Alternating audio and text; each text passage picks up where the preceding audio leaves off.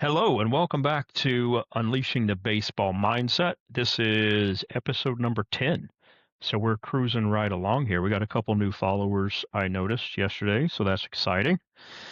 And this one, we're going to shift gears a little bit, but we always kind of talk about the same thing or similar things. We'll notice in this one too, it'll bring back up a lot of stuff that we've talked about when it's just us three, a lot of stuff we've talked about whenever we had some of the Chads on. So it's all kind of like a cycle. So today we're going to go a little bit, more like the name of our podcast here, and we're going to talk about mindset, motivation, and effort. And this is something that it's a problem across all different age ranges, and I think there's a specific reason for it. But it's especially prevalent to the younger kids, younger athletes. Even not athletes.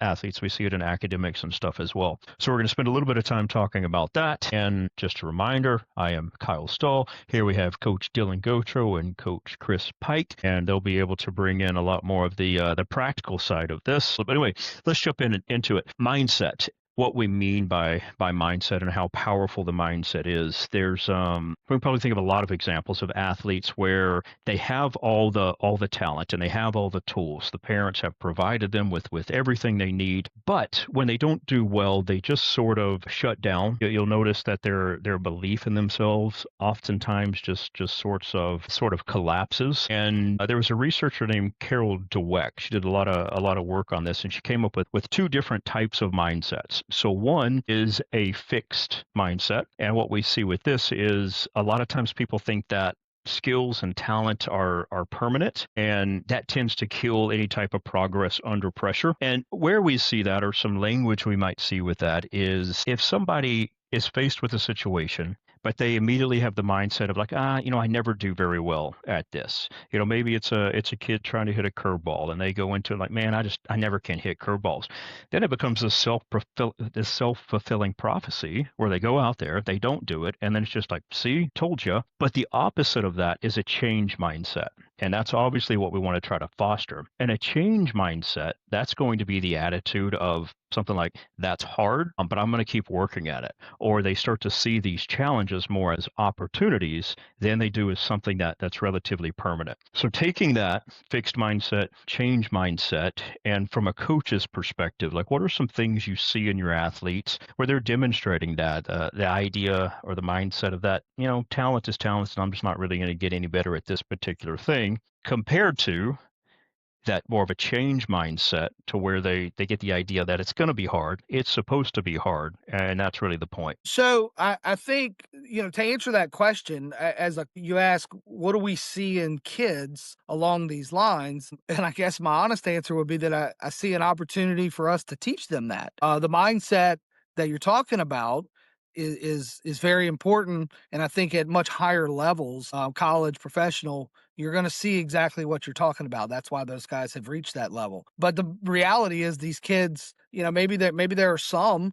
that kind of get that right now, but by and large, they don't. That's our job, to teach them that. And so, I don't know if we can really dive too much into how these kids exhibit this mindset, because they don't, but they need to. So we have to teach them that, I guess, would be my answer. I think the pressure of today's baseball is so high, when it comes to playing a tournament. Even if you're playing, 2 weeks on, 1 week off or whatever, and the pressure's so high with these kids, and the amount of money that the parents pay to the clubs to send them to lessons, maybe some pressure coming from the parents too. A lot of times that can be a factor.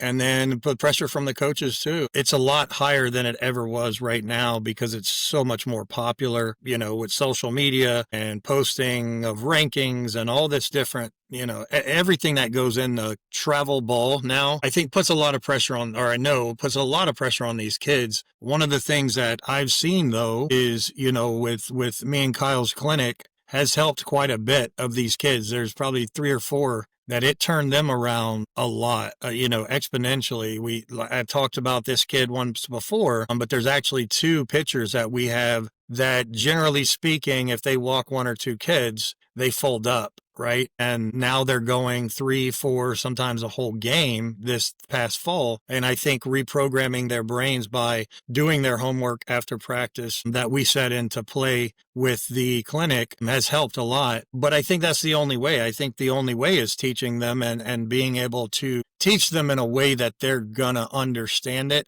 And really, for me, it was forcing them to do the homework at practice because I don't think it was going to happen at home. I think some of them it would, maybe 4 or 5 of them it would have, but the rest of them it would have. The other ones writing down, all of the things that we had in that binder, writing everything down, I think helped these kids a lot. But I think we can't underestimate the amount of pressure that these kids are under now with travel baseball. Well, Yeah, go ahead, Kyle. Well, two things come up or pop into my brain whenever we talk about that, and you can think of them as kind of like mindset traps.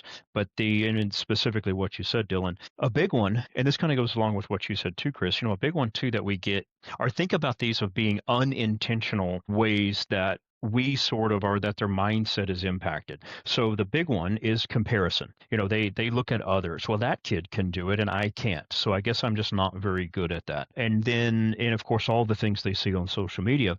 But the other one is thinking of our behavior as their parents or coaches. Like, do you ever say, man, that kid's really talented? And, the way people perceive that comment is that talent is something they're born with. And I think all of us would agree that that's not really the case. We've talked about this. There can be a genetic disposition to certain things, but talent comes from effort over time, and really it's skill is what I would want to call it. But thinking of that too is like, how many times have we done that? Have said something like that, man, that kid's really talented, or kind of create this unintentional comparison where the kid's mind just doesn't, they're not perceiving it the same way we mean it. And then that kind of pushes them into this fixed mindset, again, unintentionally. Yeah, and I think you probably see that more, at home with the parents. Look, my opinion is that most coaches, even on the youth level, don't do that. I think that we're really good at, making these kids understand that baseball, a lot of sports, all team sports, but especially baseball, it's a team sport. With Dylan and I played with Chad Durbin. He was talented. He didn't win a single game without the other 8 of us on the field, elite pitcher. Somebody had to catch it. He didn't strike out every single hitter, struck out a bunch. Someone had to field the ball. Someone had to throw it to first base. I had to catch it at first base. And I think baseball coaches pretty much, I think we do a good job of making sure these kids understand that yeah, there are other kids that are talented, always will be, but I don't think they lock into that mindset from the coaching. Maybe the parents are doing that at home. I don't know, but I don't think they're getting that from the parent. Yeah, I think you're right, Chris. I can't even remember a time that I would tell or say around a player how good another player was, but because I think in the mindset of us coaches is we think we're better than them no matter what, right? So even if we're not truthful, we still are going to veer on the side of we're better than this team and our players are better than their players, pretty much every time. Now, obviously there's times where we go home and we think, man, that was a good team. And there's times in my speeches to kids after a game that I'll tell them, hey, that was a good team that y'all played. Whether win, lose, or draw, that was a good team that y'all played. But that's the extent that I would say it. I wouldn't say ever like that kid's a stud, in front of my players. I think there is something to be said, though, for player-to-player interaction. And players maybe say, well, and I've actually heard this, like, dude, we had this, so we're playing 12U ball, right? And there's a girl that was throwing 67 consistently. She would hit 68, 65, 66, had a wicked curveball. She was a stud. And I heard my players say several times, like, this girl can throw, like this girl's throwing gas or whatever they say, right? And so I think player to player may be a little different, but coach to player, parent to player, I don't know. I don't think a parent's ever going home and saying, like, man, that kid was really good that was pitching to you. And the kid's perceiving it as, that kid's better than me, so that's why I struck out. I think a lot of times it's player to player interaction. And I think just the thinking inside of the kids' heads of, this guy's pitching, like when they're when they're in the on deck circle and they're seeing a fast pitcher, like let's say they're facing a kid that's throwing 67, 68, 69 at 12U, and they're telling themselves, that this pitcher's throwing gas, and then they get into the box and they're scared to swing the bat, or they close their eyes and swing the bat, whatever, I'm trying to think about like why are these kids so self-defeating? And I don't want to bring it back to the old days again, because we've beat that horse a lot.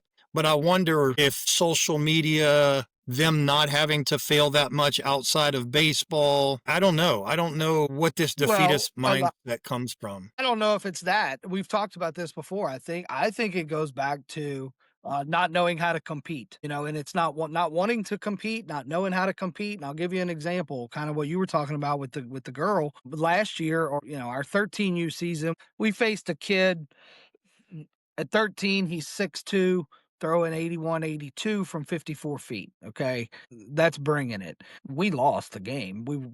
He was always going to beat us. But I'll tell you, 2 or 3 innings into the game, third base coach tells Chad, or our Chad's on third base, we're up to bat. Their dugout guy says to Chad, "Coach, this kid has never had a team standing there and battle the way that y'all are. You're swinging the bat. We're fouling balls off. We were putting some balls in play. I mean, I wouldn't say that we challenged him a whole lot. He beat us pretty handily, but we competed. We had really good at bats and we fought. And, so that's why I say, to your point, Dylan, I don't know if it's a defeatist mindset as much as it is not knowing how and not being willing to just step in there and compete against these better players. There was nothing wrong. We weren't shielding our team from the fact that this kid was really good. He was a special player. I don't have to hide that from him. They know he is. Yeah, he's good. But that you still have to go up there and compete. And we did that. And, our takeaway, I don't remember the score. We didn't score a run, but, my kid's takeaway was, yeah, that was a good game. I mean, so if you really want to be a competitor, true competitors, they want to face the best, Yeah, if we want to drop down in what you want to be in. Just win games, we can do that. But I want to challenge us. Anybody that's competed at the highest level wants the best. They want to face the best. They don't want to face people that they know they can beat. And so, it's just teaching the kids that, like I said, not to keep harping on competition, but it's such a big word in this realm, Chris, that's why I didn't. That's why I said I didn't want to beat a dead horse, but that's exactly what I was thinking in my head is we competed all the time. They don't, right? We competed every day of the week. They don't. So that's why I didn't want to say that, because I hate bringing up the past because we've done that so much. But it's a fact that these kids aren't outside playing football, baseball, basketball, wiffle ball, getting beat up. I mean, I can't tell you how many fights and probably fights that I shouldn't have been, a lot of fights that I shouldn't have gotten into, but I can't tell you how many fights that I got into growing up, and that led me to being a tougher person. And kids don't fight anymore, so I think the only way to go about it I think the only way to go about it without going that route is like me and Kyle did, is teaching these kids how to have that ultimate, baseball mindset of, I'm going to beat this guy no matter what I got to do. And I think that's lacking so much. And I do think that's lacking in the coaching. It's not that they don't want to, but I think knowing how to teach the kids, because you can say it all day, but if you don't put something into place that they're having to work at it, then they're not going to get it. Well, right. And here's the thing, all of this is true. And I think the coaches by and large do a great job of this. The problem is, and you said it earlier, we take all of these good things that we're saying, and we're going to teach the kids this and that. And then what do? We put them in a travel ball format, which doesn't reward or prioritize competing and fighting, coming out behind on the scoreboard, but you stood in there hard nosed and you competed, right? We put all the premium on winning and winning a ring so that we can post it on whatever. And what does that do? What'd you say earlier? It puts the pressure on the boys because they're viewing this success as, well, did I get a ring or not? Yeah. They're not, and that's wrong. And that's the problem with the travel ball. They're not viewing the game I'm talking about where where, I mean, my kids did. We viewed it as a win in every respect. We got better that game, but that's not the travel ball model, and that's the whole problem with it. So we can teach all these things that we want, but until we fix this travel ball model that only prioritizes the wins and the rings, we're not really teaching them anything. Do you see that It's just changing? I don't know. I don't know. No. I mean, I don't. Unfortunately, no. I don't. I mean, I don't know what the fix is. I wish it would change. It changed for me when we got to high school because it's just different. Throw Yeah, all that out the yeah. window. Well, I Not mean, and how it really is. you hear professional players. I mean, Derek Jeter, Rod, Will Clark, who I listen to all the time. They all talk about it. Like they all talk about the competition. They talk about, it's not about wins or losses. It's about how hard did your team fight? How hard did you compete? Yet it's still, and I guess it goes, I mean, I know what it is. It goes back to the money, right? And that's what everything's about. I mean, look what just happened at LSU. I mean, it's all about money. So I don't know I don't know. It's tough, man. No, you're Me right. and my It's not dad gonna me, change. me and my dad had a conversation right before I had talked to you a couple seasons ago about wanting to throw in the towel because I just didn't see this thing getting any better. And the game that I fell in love with is not there anymore, right? And I talked to my dad about it, and he made a pretty valid point of like, it doesn't matter where your kids go. You just have to make sure that they're still passionate and they still love the game. So no matter what you have to do, whether it's take them out of baseball, whatever you have to do to make sure that your kids still love to play baseball. Now, that doesn't mean like make them love, but they are passionate about baseball. Make sure that they don't lose that because of the way that the game is now. And that's a hard thing to do. When you're losing games and everybody is focused on the wins and the rings, and then your kids are like, man, I just want to get a ring again, trying to refocus them but you're getting better, you're improving your game, your team's getting better. It's a hard thing to do when the state of the game is all about winning those rings. I want to back up just a little bit. And Dylan, you had mentioned something about like, where does this fear come from? Why are they afraid to do certain things and all of that? I do think it's important to understand that fear is part of our biology. We come from a long line of fellow humans that just kind of settled back into the crowd and didn't want to stand out. And now we tend to think like, oh no, like people wanted to battle to become king of the jungle, but that's not true. The king of the jungle always had somebody on his back trying to take him out. So it's much more likely that our ancestors just kind of settled back into the crowd. And that's why we get such a fear response, even from something like public speaking. Like you're standing up in front of a crowd. Again, we can go 300 years ago, 1,000 years ago. If you're in front of a bunch of eyeballs, that probably meant you were about to be eaten. And so that's why we start to have some of those responses. And it does filter into everyday life, even standing up there at the plate. Well, we kind of have this idea that all eyes are on us and they're expecting us to perform. So I think that's step number one, where it's part of our biology. We just have to kind of learn to deal with it. Right. And with that type of stuff, that's why I think overexposure to competition is a good thing, because it is kind of that exposure response type of a method where the more times you put me in stressful situations and I just got to do it, eventually that starts to normalize. And so this is where I kind of think when you talk about number of tournaments, and if they lose here, it doesn't matter because they just go on to the next one. Well, there's some advantages in that too. And the advantage goes back to that so what mindset that Durbin talked about. So what? Who cares if I stink here? I've got another tournament tomorrow or next week or whatever. Then I can perform better.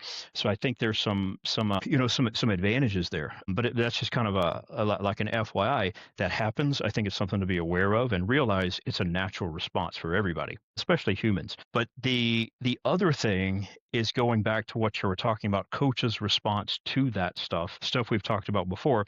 The best thing for coaches and parents to do is to get in the habit of praising effort over outcome.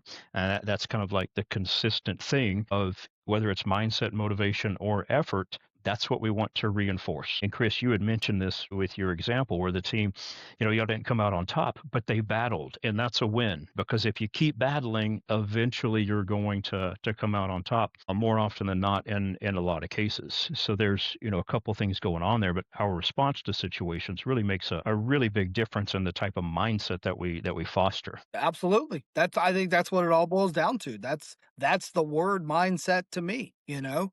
And to what you were just saying with fear, fear is a good thing, you know? I mean, look, if I asked my kids in that game I was talking about before each at bat, "Are you scared to go face this pitcher?" I mean, listen, there was definitely some fear. I was scared for them. I mean, I'm hoping the kid has some control and doesn't hit him because this is Yeah. gonna hurt if they don't have the reflexes to get out of the way in time. So yes, they were scared, but what they did, they were fearful. They had fear, but they chose to put that aside and go stand in the box and give it their best shot. And so yeah, it's what you're saying. It's having the fear but facing the fear. And that exposure to what we tend to see, and I don't know if this is ever, I think it is talked about a little bit with a few major league players, but other types of high pressure environments, so police officers, first responders, that type of stuff, to where again you get this fear. And that fear never really goes away, but it becomes something different, right? Your body is still responding with this physiological response,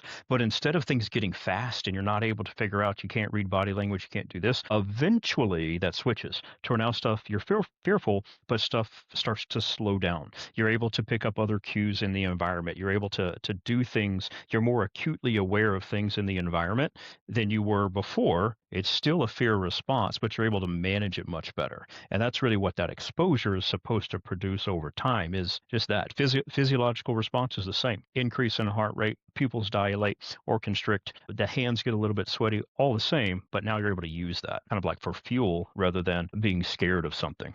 Yeah.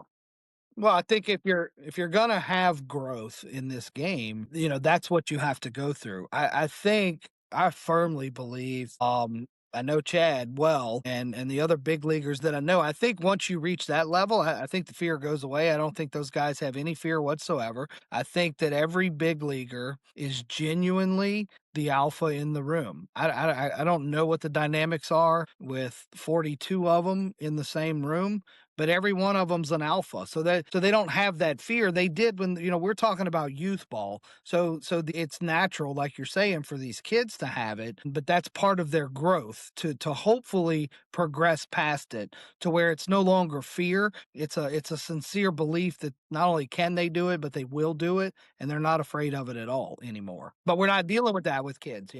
And I don't know that I think they might call it something different. And I can't remember who the quote was from, but it was from the most recent World Series, and it was on the. I didn't even stay up to watch the end of the last game, but it was one of those plays. It might have been the shortstop, but anyway, they interviewed him after maybe a couple of days after, and his comment was he didn't say he was afraid, but it was definitely stress, definitely anxiety.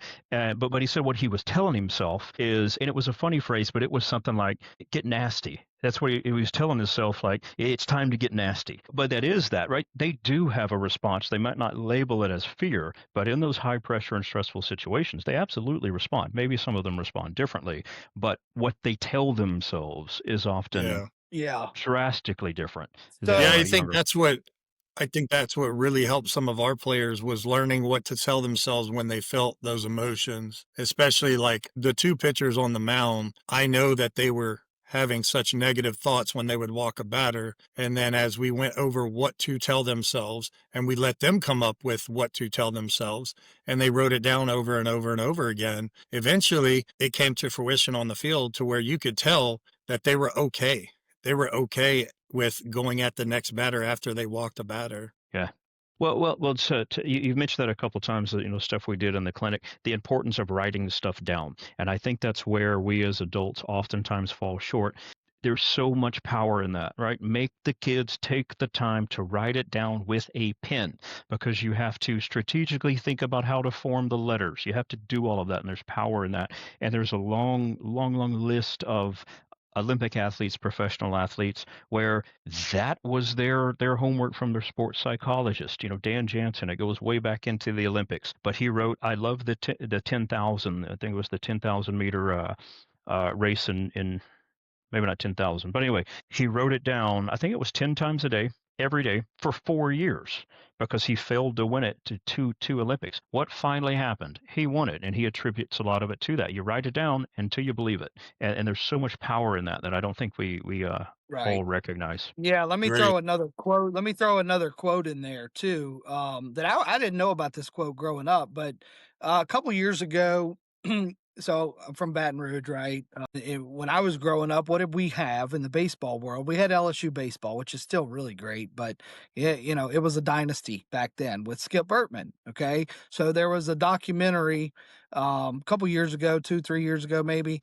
called "Hold the Rope," I think on ESPN, maybe, and they interviewed all the players in the 90s from LSU. And there's a quote. I don't think Skip Bertman came up with it. I have it pulled up. I'm going to read it to you, and you've probably heard it. All of our listeners maybe have heard it. But I think that this sums up everything that we're talking about. Skip Bertman used this quote throughout his career. And the quote is, "Whatever you vividly imagine, ardently desire, sincerely believe, and enthusiastically act upon must absolutely come to pass." I don't know if y'all have heard that before, but if you really break that down and you can apply it to any part of baseball, it can be on a macro scale of what your goals are and what you're really trying to accomplish, but you can also do it on a micro level. You're talking about the shortstop, right? Getting a little bit of nervousness, anxiety, fear, whatever it is. If he imagines himself fielding that ground ball well, he desires to field that ball well and make the play. He believes that he will, then he's going to.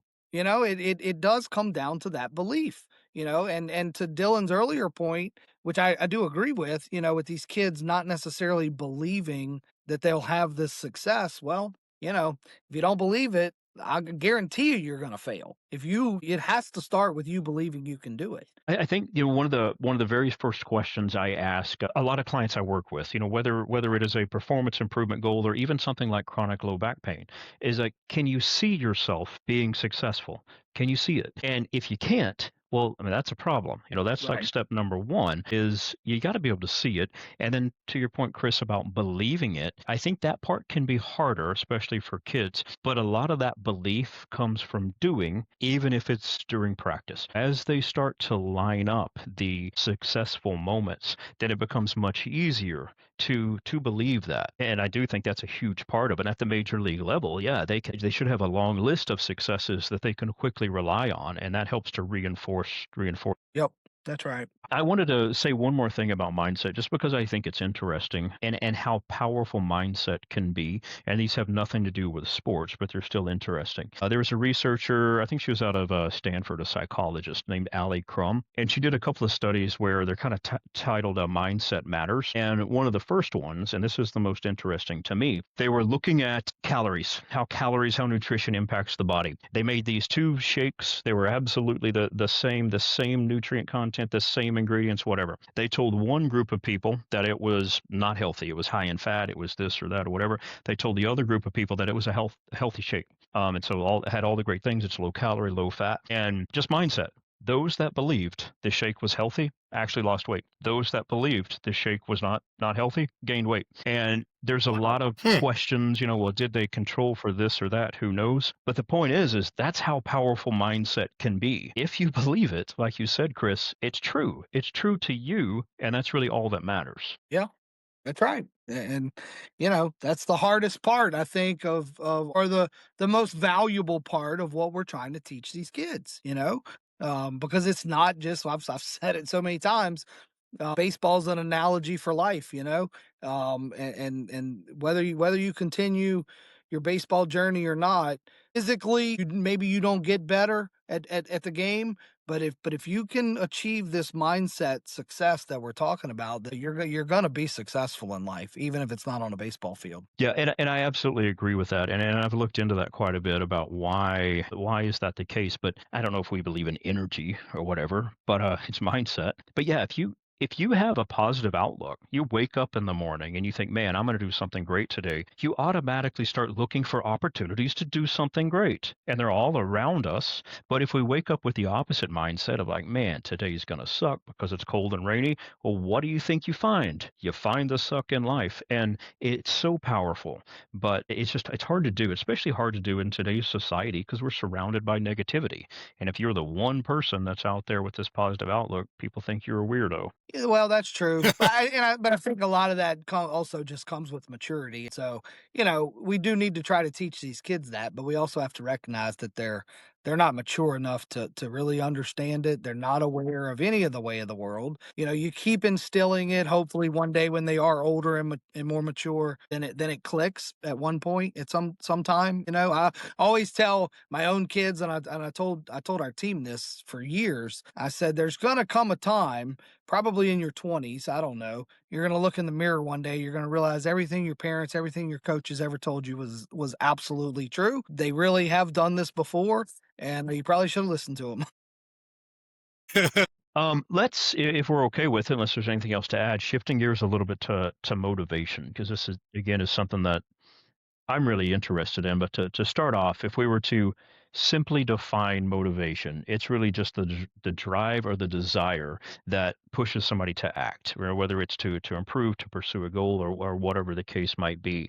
And there's some really good research. It's from I'd say late these in the early 2000s where they talked about the self-determination theory, and there are these three kind of key things that they noted where motivation tends to develop. And it's whenever the person, adult or younger person, they have some autonomy, so they're able to make some decisions for themselves. They feel capable. So this kind of goes into that belief of maybe they pick something challenging, but they feel like they can do it. And then the third one is being a part of something, and just kind of taking that, right, the desire to get better, and then having some autonomy, some control, having the ability to do it, and then being a part of something. What have you all seen in baseball, kind of where that is fostered? And I think most of baseball probably fosters all of that to some extent. But then maybe some other opportunities where maybe they're not given those opportunities to really foster that motivation. Well, I think in baseball, there's numerous, almost endless sources for motivation. And my opinion is whatever your motivation is good. Your motivation may be different than my than mine. The source of that, it doesn't matter. Whatever gets you on the practice field and creates that desire that you're talking about to get better, that's a good thing. I've seen, I don't know that I can really quote any of them, not quote or recite, but I would say that if I have 12 kids on a team, probably all 12 of them have different motivations and where they're getting it from. Some of them want to play college, some of them want to play professional. So theirs is purely baseball. There's other ones that maybe there's a girl in the stands that they want to impress. I don't really care. Whatever. Some of them is purely parental. They just want to make their mama proud. I don't care what your motivation is. It's all good. Any motivation is good. Period. Do you think some of those die out sooner than others, though? For sure. Absolutely. They do. Yeah. I mean, no question. I don't know which ones, I don't know that I could put my finger on which ones are better or that might die out sooner than the other ones. I think the girl in the stands is probably the best one. Yeah. I mean, I don't ever see that. I would agree. Changing. I would agree. That motivated the crap out of me. I'm 48. I'm still motivated by it. I mean, that never ends. I'll tell you that. I think we can all agree with that. So yeah, that's probably the best. I would agree with that.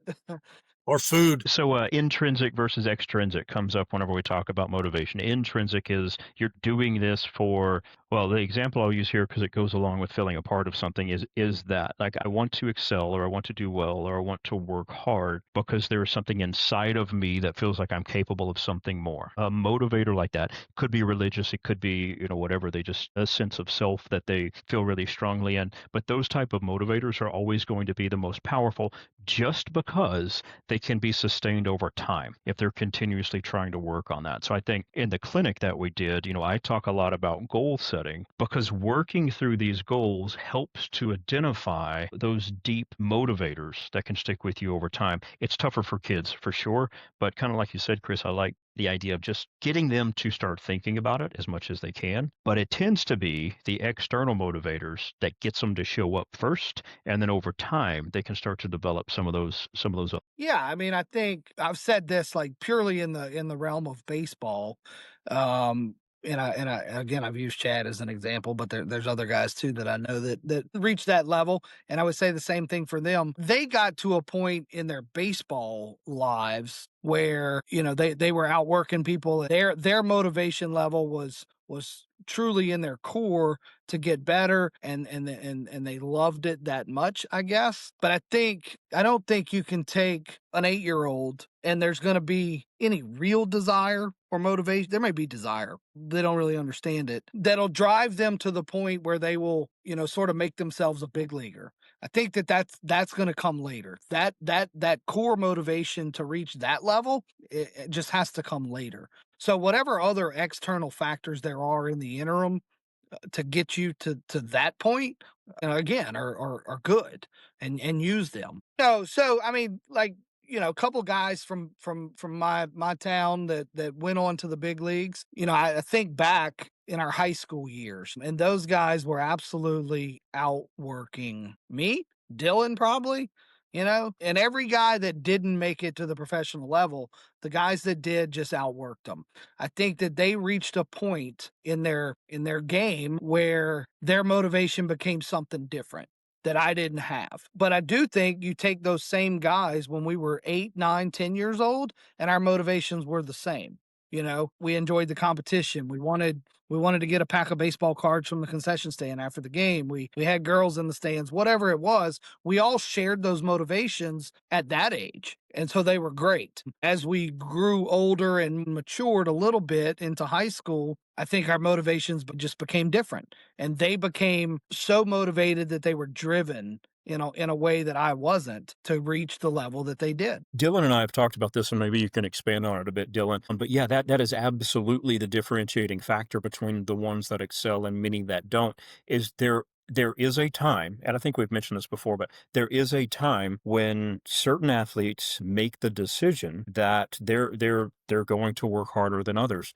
And it is very intrinsic. It's a very intrinsic type of motivation. But what we also see with that, the reward, right? Because we do things for rewards. The reward comes from the repetition and the effort put in, and less of a reward comes from external things such as winning or getting a ring or something like that. And then we see this a lot of times whenever athletes retire. Like, well, what do they miss? It's not the wins necessarily. They miss the times when they did work hard. They missed the discipline they had to demonstrate. They missed their friends. And that is a really big part of it. That's right. Yeah, that's exactly right. important. Yeah, and I mean, in terms of, go ahead. So I think about a lot, of the reward for me was making like a diving play. That was my favorite thing to do. And it came more, I think, even at a younger age, but, and I've talked about this before in the backyard with my dad, is making that diving play. Like, that would feel so good. And of course it happened during games too. But for me, what I miss the most is the practice. Like, I loved practicing. I loved it. I loved it more than games. And that's what motivated me the most, to be honest with you. And I'm thinking about that now. And I think kids now more than ever, and we haven't mentioned this yet, but their peer, the motivation from other peers, right? So you see in games a lot with these kids is, one or two kids get down, the rest of the teams get down. One or two of the kids get really good hits. Let's say there's a bomb hit, and then another kid hits a double, and then all of a sudden everybody's hitting, right? And that motivation is coming from each other. And the best teams that I've had have been kids that can motivate each other by their actions, right? And it's not necessarily pumping each other up in the dugout, although that does come into play sometimes. I think the actions of others, while they're on the field and motivating each other, I see it, that brotherhood of a team, and why it is important for me to keep a team. You see them motivate each other by their actions, what they're doing. And then all of a sudden that next kid makes a great play. And then the next kid makes a great play. And then the pitcher's comfortable because he knows that, his boy's got his back. And I think that's one of the biggest motivations for kids, especially these youth athletes, is each other. That hadn't been mentioned yet, so I wanted to throw that in there. But Yeah, to no, go there's back to no question. yeah, and to go back to the original point, you're right, Kyle. I think most guys our age or even a little younger that have played the game, the things that we miss is that camaraderie, that fun that we had on the field when everything was clicking. Like for me, I don't know how many people are like this. I've talked to some people. I miss practices. Like I loved practices, whether it was with my dad or on the field with my teammates, my brothers. So it's interesting. And I agree completely, Dylan, with you on the camaraderie. And I think even if you polled professional athletes when they retire and you ask them, a majority of them are going to say more than they miss the game, they miss being around their guys, their buddies. They miss being in the clubhouse. So that's 100% a huge motivator. I do think it's very interesting what you said about you, and I'm going to highlight just the difference, like I was talking about, that people have different motivations, which is okay. For me, total opposite of you. Hated practice, hate everything about it. I think I like the competition. I play a game 7 days a week. I want the competition. And I'm not saying you didn't want the competition, but that was the part for me that motivated me, was the game, that competitive moment, the at bat, the ground ball hit to me, whatever. I hated practice. I can even relate that to school. Would have I would have done a lot better in school. I don't like practice. I didn't like studying. I never studied really a day in my life. I passed school. I wouldn't say I definitely wasn't a straight A student. I do tell my kids that I've never made a B in my life, but also I don't tell them I never made an A either.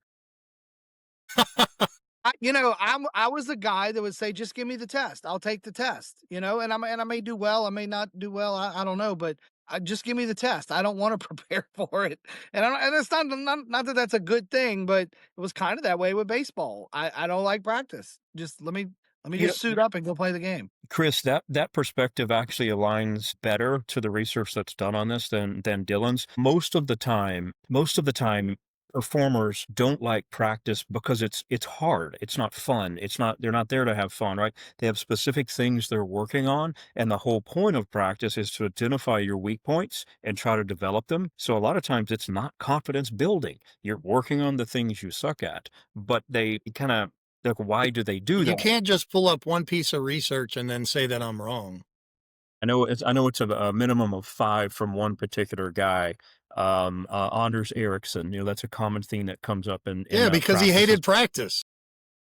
Well, maybe. I mean, maybe they framed it that way, but a lot of the Look, I'm not defending my perspective of my motivation. I'm just stating that that's what it was. Let me tell you this. It goes with baseball. It goes with sports too. I study a lot for some strange reason. Navy SEALs, read every book imaginable on that subject, and one of the things that they say that they're known for their training, right? They just repeatedly practice and practice and practice. And one of the quotes that I heard one of them say was, "We don't train until we get it right. We train until we can't get it wrong." And I said that to Durbin one time in the baseball scope, and he said, "Yeah, it's the same thing. That ground ball," he said, "we've literally taken 3 million ground balls. There's no way they still make errors, right? But they don't make many because they've done it that many times." So I'm not saying my way of, you definitely need to practice. I just personally didn't like it. That's all. But that really is common because it depends on how practice is structured for the sport I participate in. I love it. I love the practice. I don't go there to have fun, but I'm able to do the things that I enjoy. So yeah, it's wonderful. It just kind of depends on how it's set up. If we, again, some things we kind of talked about here, looking at like after retirement or after somebody stops playing for whatever reason, there's a athlete induced depression is a real thing. And it can come from a variety of reasons, but it's primarily like the loss of identity, right? You're a baseball player. Now you're retired and you're not. So that's something to work through. The loss of structure and routine, and that's where practice comes in. Whether you liked it or not, the fact that you had something you had to go do every day, that provides structure and routine. And another one, or the last one I'll mention here, is that loss of community. And that goes along with what Dylan was talking about, the friend to friend motivation, very important. And that aligns with that feeling like you're a part of something, right? You're a part of a bigger picture. And that is an incredible motivator, especially in challenging times. Yeah, no, absolutely. And to that point, I think this is an example right now. What are Dylan and I doing, right? And we've talked about this before. We're on this podcast together. We played together when we were 13 years old, 13, 14. That became doing exactly what you just said, Kyle. I experienced that loss, not really a loss of community, but the importance of that community. And at 48 years old, I'm still friends with over half of that team and many other teams that I played on. And so I definitely tried to highlight that with the team that I was coaching, was the importance of that community, because I know how important it's been to me at my age to still be. I mean, he's, is like a friend of I think Dylan, he's got a face made for radio, but I still just love seeing him, after all these years. I mean, that's a really special thing. And so, yeah, I think that's one of the greatest things about any sport, is that camaraderie. So what you're saying is I have a beautiful voice. That's what you're trying to say. You know, there's some good positivity. Hey, as long as you believe that, it's There you true. go. There you go. No, and yeah, like you said, I mean, going back, whatever your motivation is, like I said before, I don't care. It's good. Any motivation is good motivation, in my opinion. Well, the next one would be effort, but I don't think we can get into effort just yet. But what I do want to ask, and I'm wondering, I guess mainly because I just don't know, like a lot of things whenever it comes to coaching, building motivation in kids, and the first one in that self determination theory is a sense of autonomy. And now in the professional realm, right? So like a professional environment, most people that have regular jobs, a sense of autonomy is maybe being able to decide a project that you want to work on. And I think Google does something where they call it like 20% time or 10% time, where 10 to 20% of an employee's time, they can work on whatever they want, not these specific projects. And they apparently have come up with a lot of new ideas and inventions and stuff like that, just because they're given time to think and kind of choose. But I wonder, like for kids practicing baseball, how can you give them autonomy where they're trying to pick, right? You're letting them be in control of control's not the right word. You're letting them have an input of that next step. But what does that look like as a coach? Because I really don't have any idea. Oh, I've got a perfect example of that. I think maybe this is a good example, on the catching side. So, I don't know what Dylan does as a head coach, but I'll tell you what we did with Chad. Okay, so I know we say his name so much here, but so many examples. So big league pitcher, right? With our catchers at 10 years old, 10, 11, 12, 13, he let our catchers call the game 100% of the time. You call the pitch. Pitcher has the ability to shake it off. Yeah, I'll throw that pitch. No, I don't want to throw that pitch. And Chad said to me he said, "Can we win more games if I call the pitches?" Yeah, absolutely we can. But those kids don't learn how to call a game if I just tell them what to do every time. So, he to me it was just this perfect example of what you're talking about. And he always wanted to know the why. He would watch the pitch that they were throwing and sometimes to me say, "Well, I don't know why he did that. That was a terrible pitch to throw right there." That's what he says to me. After comes off the field, and he would just want to know the why. Tell me why you called that pitch. Tell me why you threw that pitch. He just wanted to know what your mindset was. What was your thinking? Maybe it wasn't what he would have thrown. It wasn't what he would have called, but that's okay. He appreciated the growth there and the learning of why. Tell me why you threw it. And he didn't want you to tell him so that he could prove you wrong. If that's what he wanted to do, he could just tell you why you were wrong. But so I think maybe that's one example of what you're talking about, Kyle. And I loved that he did that. And our catchers were advanced. they today, as they go into high school, they understand the game of, pitches to throw and where to throw them better than a catcher that grew up with his coach just telling him what to throw every time. Yeah, that's a perfect example. Yeah. Yeah. Again, I love it. I mean, going back to the whole travel ball thing and the emphasis on winning. Well, if that's your emphasis, then you're probably going to call the pitches as the coach, because you're going to win more games if you do that. But is that really what we're trying to accomplish? It shouldn't be, Yeah. So he stole that from me. That was what I was going to say.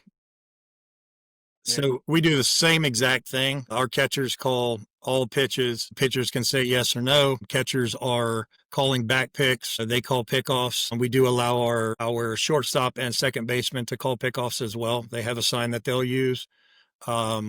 So yeah, I mean, letting them kind of control the game and how the game goes, especially on defense, we definitely let them call all that. Like we don't do, and I do the same thing too. When they come off, I ask why. And usually it's to my catcher, because usually the pitchers won't shake them off. Every once in a while they will, but I'll ask my catcher, why'd you call that pitch? And then same thing on the base path. We do have signs, Yes. but I tell my players, look, if you got it, go. If you got it, go. If you read a ball in the dirt and I don't call a steal, you go. So we don't hold back our players when it comes to those things. And I think that is a huge growth potential for these kids getting to that next level, which, most of them say, all of them say they want to play high school ball and college ball, at least at 12U.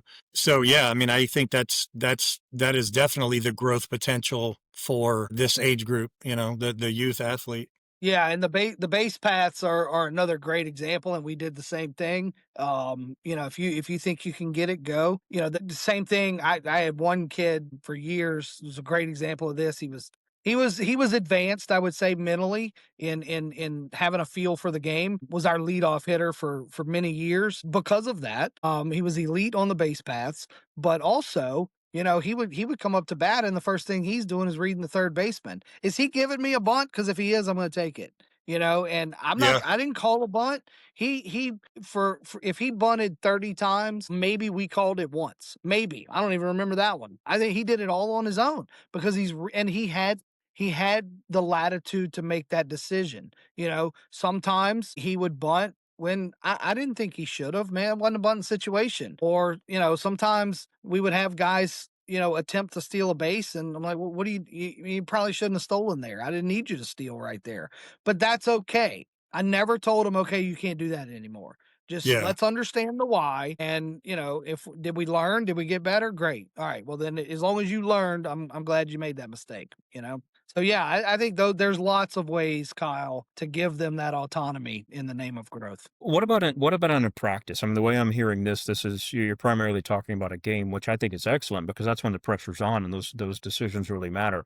But if we're trying to continuously try to build this sense of motivation, any ideas of things you can do in practice, or maybe what you are doing in practice to again give them some of that autonomy? Well, I think it's a little bit harder in practice, because our practice is focused a lot more on drills and fundamentals, because some of these autonomous moments of growth are game situations that, as hard as you try, you can't completely replicate them in practice. I had a coach from another team tell us one time that he intentionally didn't teach some of those things at practice. He waited until it happened in a game, and that's when he taught them, because it happened in real life. Practice is not really real life. It's not. I mean, it's not in terms of baseball. It wasn't a game situation. It was practice. Their mindset is different from the get-go, because they know it's practice. And so let's work on other things, drills, fundamentals, movement patterns, these kind of things. But what we're talking about, with the stealing bunts or stealing bases, and why you throw certain pitches when you throw them, that's the mental side of baseball, and it's real hard, if not impossible, in my opinion, to replicate that in practice. Yeah, I agree with that. So I mean, I just think it's a lot more efficient to teach those in the moment, rather than, I mean, if you could recreate them, then yeah, do it. But I haven't figured out a way to create the entire environment, parents in the stands, umpires on the field, game on the line, not on whatever, everything that contributes to a game situation, it's not if it's at practice, One thing Dylan and I have talked about with this, because they're again, right, I talk about the research, right? There's good evidence, great evidence that low anxiety situations do translate to better performance in high anxiety situations. So if you can do anything to kind of create, a little bit of that stress, anxiety, pressure, it's better than not. But another thing Dylan and I talked about, and I want to try this, but have somebody try it. But one of the first physiological responses whenever you're stressed out is an increase in heart rate.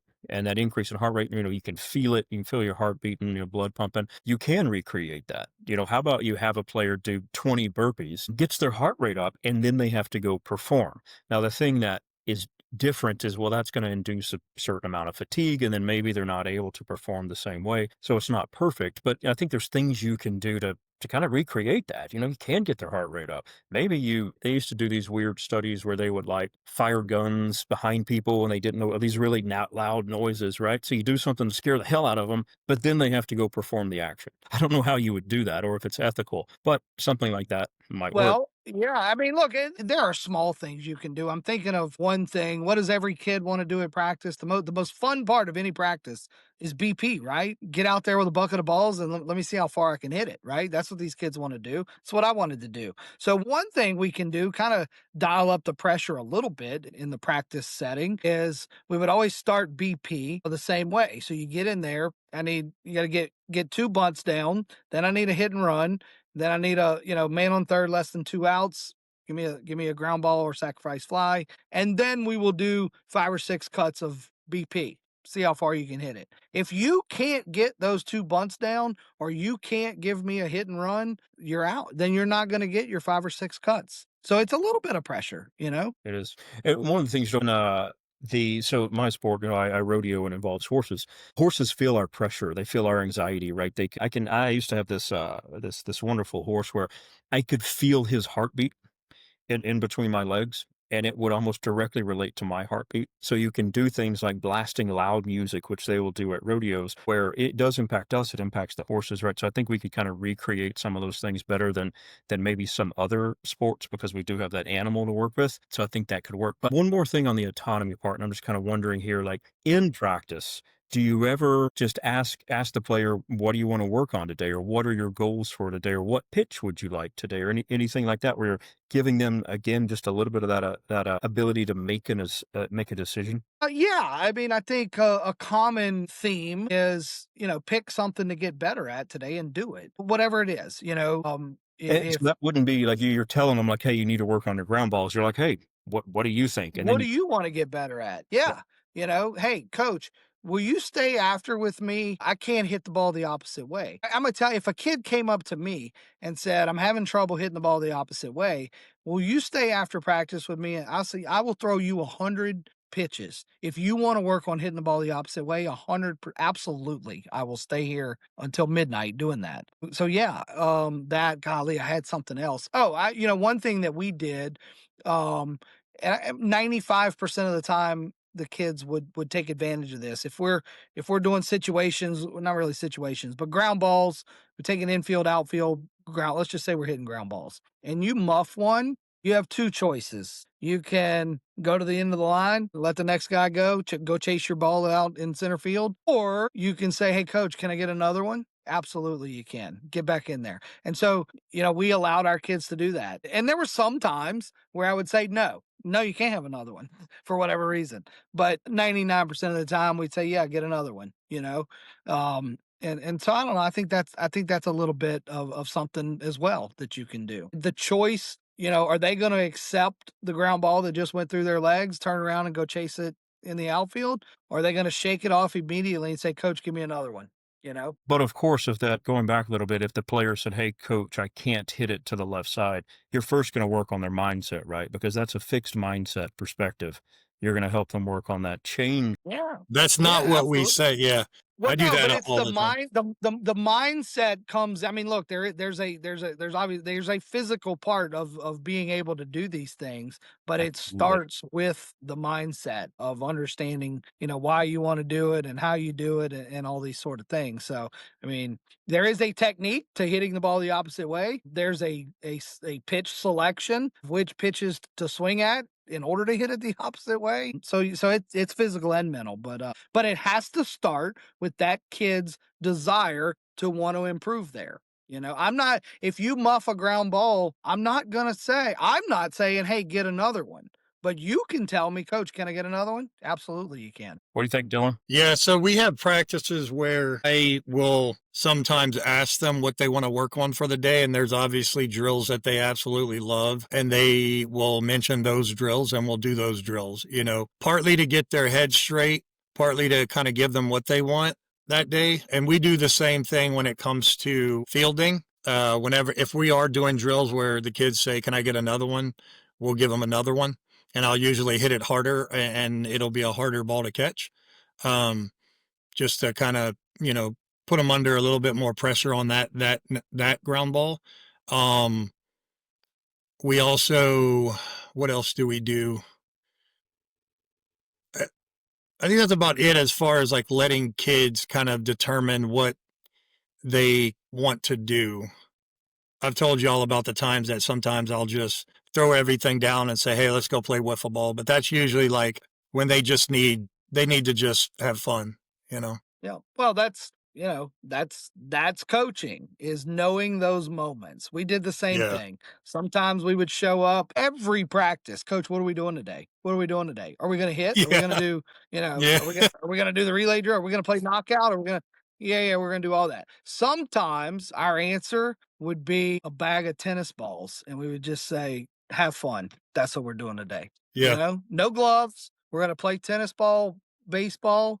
Can't use a glove. You're gonna peg ball to get them out. And so knowing those moments like you're talking about, Dylan, where maybe today's not a day to ratchet it up. Today's a day to bring the tennis balls. Other times is the opposite of that. I remember in high school, I think it might have been my freshman year, we were playing across the river and we played terrible. We got beat bad. And after the game, coach said, everybody on the bus. There was no post game talk.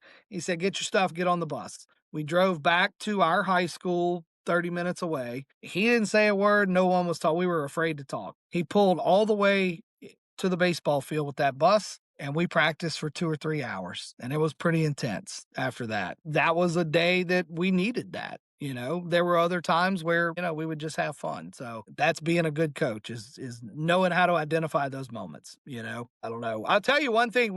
There was a few drills that are good, very good, but also there's some beauty in having a really good, effective drill that the kids also really love. And there was 3 things, 2.5 things that we did. One was the knockout drill. It was a hitting drill where you get in there, nobody's in the field, everybody get their bat, get in there, you get a hit or you find a barrel. It was a little bit subjective in the coach's opinion whether you were in or out after you hit the ball. If you get out, you're out. And it's going to be last man standing. We're going to keep going until only one person has consistently gotten a hit, so to speak. That they love that. Another one was the relay drill where you put half the team at second base, half the team at home plate, and it's a relay race around all 4 bases. They love that. The half that this was the most enjoyable. And it was such a great story. We can only do this with half of them. So take the kids whose dads played baseball at some level and have some competition between that kid and the dad. It was completely unfair for Chad's kid. Okay.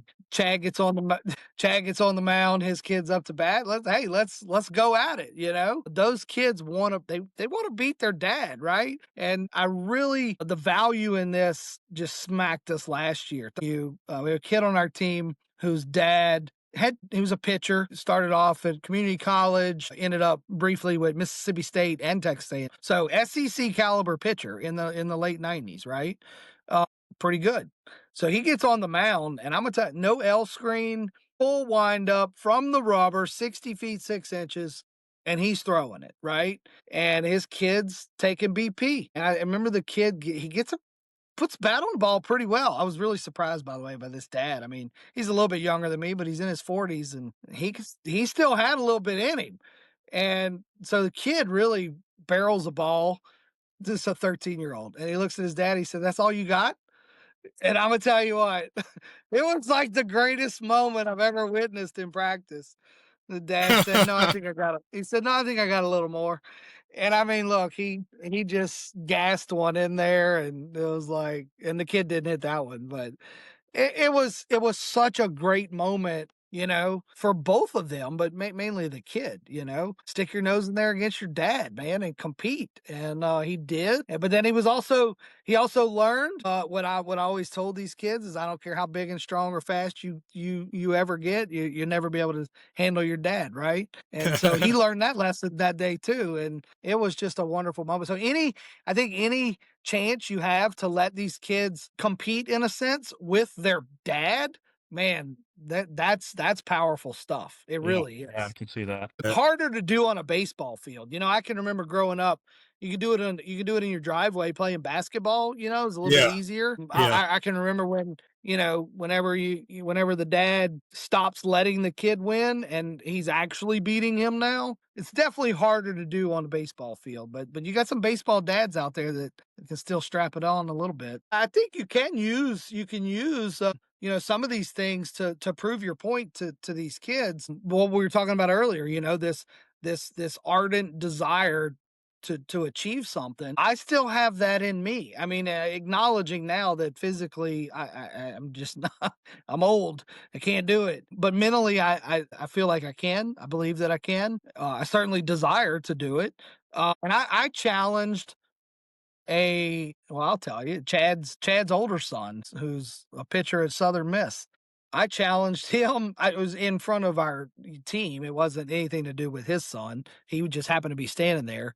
I was trying to make a point to our team of the ability to go in there and find a way to put the bat on the ball. I don't care how good the pitcher is. If you really believe you can go in there and find a way to put the bat on the ball. And I said, I'll give you an example. And I turned to Chad's oldest son, who's very good. And I said, I'll face you right now. This was last year. I said, and I want everything you got.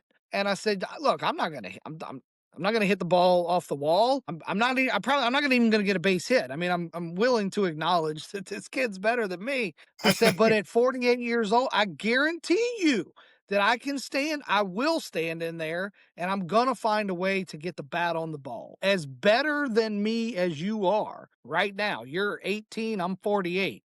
Right. And everything on me hurts right now. I'm still going to find a way to do it. And I was trying to prove that point to the kids. Now, I don't know. Maybe I don't even sniff the ball. We didn't do it is the point. But I was willing. I mean, I was willing to get in there to try to prove to these 13-year-olds that, the power of that belief that I know I can do it. Watch me, I'll do it.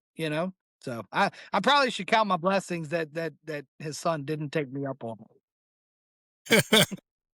I would have probably eaten my words. All right, let's go ahead and wrap this up for today. A lot of good information that we covered there. We didn't get to that piece on effort, but there's plenty of time to Yeah, we can do talk that. about that because that's an interesting piece of it as well. Any closing remarks? The last thing I'll throw in, this is just a comment, but Chris, whenever you had talked about the mental and the physical side, the reason I call my mental coaching business Skill Sync, even though Dylan doesn't like that, is because of that. The mental and the physical side have to go hand in hand. And while you can work on do some mental skills training away from the physical side, I actually don't think you can do the physical side away from the mental. Because you should always be mindful, right? Especially in practice, it's mindful repetition that matters. But again, that's the whole idea is you have to sync those two together, and that's really how you develop the full athlete. So Yeah. All right, good stuff, guys. Thank you so much for your Yep. time, and we'll chat with you again soon. Sounds good. Peace. Thanks, guys.